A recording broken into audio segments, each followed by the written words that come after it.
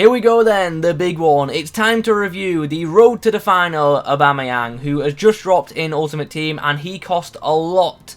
I paid 1.68 million, so yeah, if you guys could leave a like rating on this video, that would be very much appreciated. If you want to get your hands on some coins to buy players like those featuring in this video, check out my sponsor in the description, igvault.com, and if you use the code Kieron at checkout, you'll get yourself a pretty big discount. So this is the side we're going to be using Aubameyang in. We're going to play 4-1-2-1-2 in game. I haven't played this formation in quite a while, to be honest, but it's one that I really did enjoy using at the start. But then due to champs, I had to convert to the 4-2-3-1 just because of how sweaty the game is. But we're playing rivals, so I feel confident going back to 4-1-2-1-2, and it also allows me to test out Ndidi in a single DM formation too. Anyway, we're here to focus on Aubameyang, so let's do exactly that. So 4-star, pretty good to see. High wear crits, not particularly ideal, but hopefully won't damage him too much. It didn't for his non-informed card.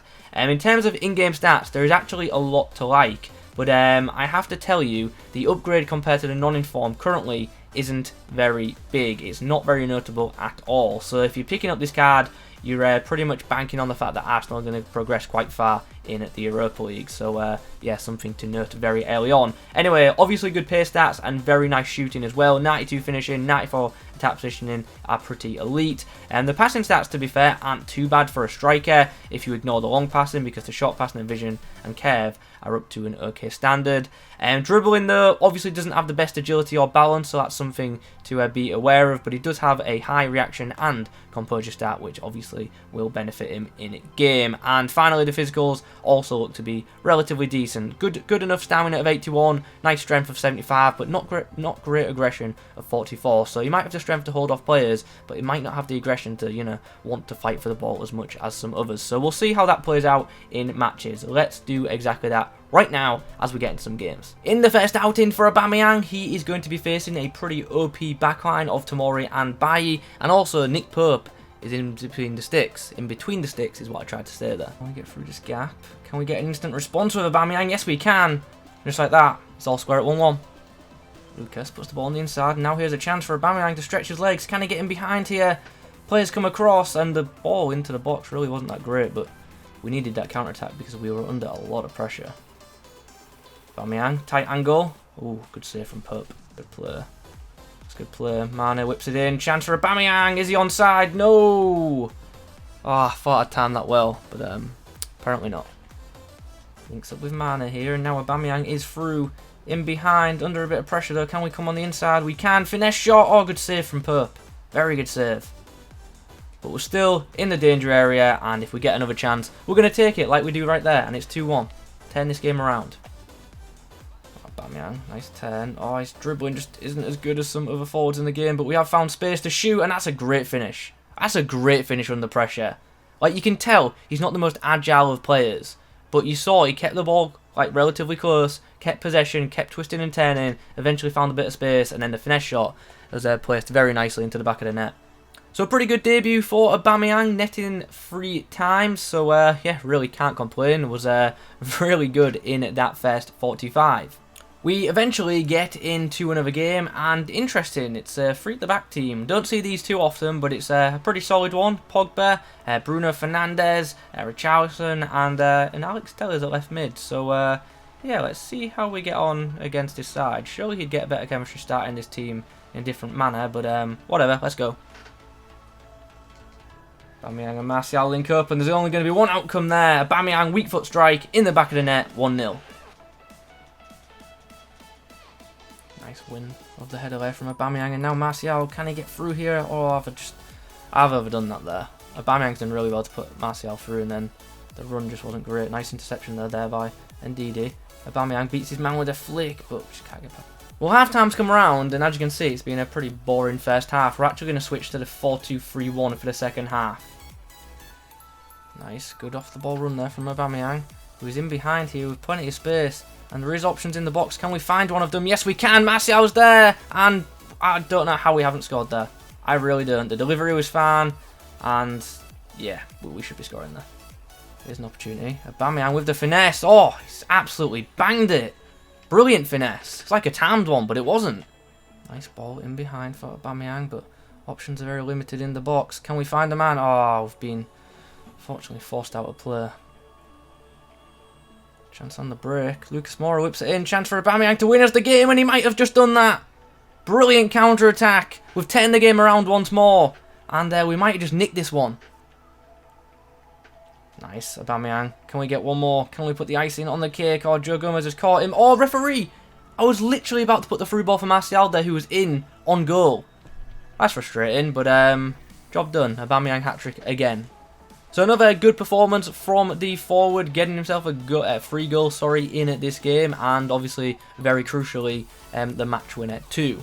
Okay, so in the next outing, Abba is up against Koundé and Varane, very OP backline. Walker finds him, DD, not in an ideal situation. This game's a bit laggy, by the way. I haven't experienced much lag in FIFA 21, but this one, I think you can tell visibly, isn't that great. And look at that. Nice ball. Mbappe whips it in. Chance. Aubameyang. Equaliser. Nice. Nice. Aubameyang is through. Chance to make it free just like that. And we have on the break. Absolutely deadly. Great run from Aubameyang. Tidy finish too. And just like that, it's free. And after we got the third, my opponent decided to rage quit, which I'm actually glad about because that game was super laggy. I've genuinely not experienced lag like that all year long in FIFA 21. So a nice quick little outing for Aubameyang, who got on the score sheet twice. Pretty happy with his performance in that game. Showed some really good positioning for both goals, to be honest. Okay then, it's time to speak about Aubameyang. How was he in game? Well, he scored plenty of goals, and that is the job of a striker, so obviously I'm going to be pretty positive about the card. Straight up, I don't think he's worth his cost. 1.6 million is an absolutely insane price tag for this Aubameyang card. Like, think about it. Non-inform Aubameyang is like 200k. This card is not much better than the non-inform at all at the current time. Obviously, this card does have potential to be upgraded. Hopefully, will be upgraded a lot as well, because I'd like to see Arsenal progress quite far into the Europa League. I'd actually like them to win it, obviously.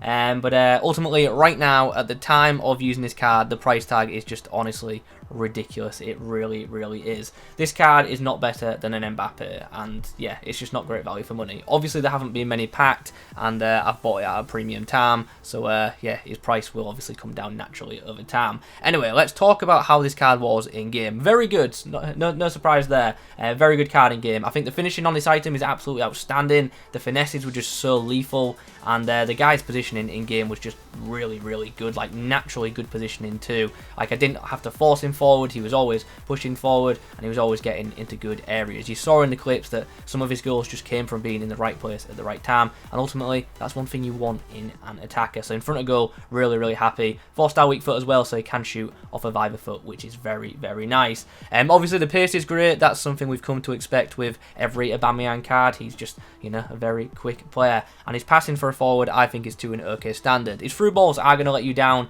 but his short passing game is actually quite solid, and I didn't think his crossing was too bad either, so another key area there. In terms of dribbling, look, his dribbling isn't bad, but I've put it in the cons department because this is obviously like a top tier item, and we want to be comparing it to elite cards, and the dribbling is what holds this card back compared to some of the elite tier strikers like an Mbappe, because although this guy is good with the ball, he's not as agile as them, he isn't as easy to move as them top tier players, but still, compared to other strikers, he's obviously relatively still very nice with possession. So yeah, dribbling is good, but it's not great, and that's the one thing that stops this card feeling even better in game for me. Liked his reactions there, and his actual ball control in game felt quite nice, but it's just on the turn, he just, you know, isn't as agile as those other players, and I think most of you would have expected to hear that from this review.